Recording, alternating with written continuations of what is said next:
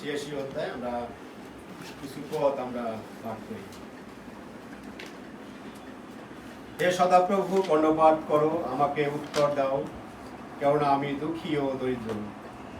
আমার প্রাণ রক্ষা করো, কেননা আমি সাধু।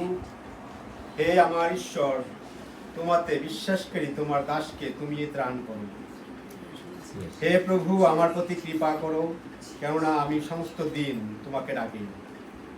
নিজ দাসের প্রাণ আনন্দিত করো, কেননা হে প্রভু, আমি তোমার উদ্দেশ্যে আমার প্রাণ উত্তোলন করি। কারণ হে প্রভু, তুমি মঙ্গলময় ও ক্ষমাবান, এবং যাহারা তোমাকে ডাকে তুমি সেই সকলের পক্ষে দয়াতে মহান।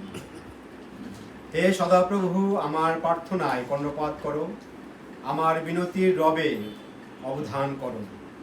সংকটের দিনে আমি তোমাকে ডাকিব, কেননা তুমি আমাকে উত্তর দিবে। হে প্রভু, দেবগণের মধ্যে তোমার তুল্য কেহ নাই, তোমার কর্ম সকলের তুল্য কিছুই নাই।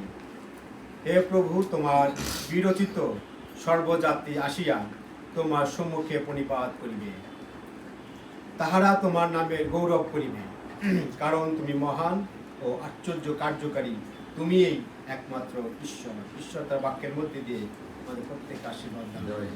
আমেন। আমি অনুরোধ করি মণ্ডলী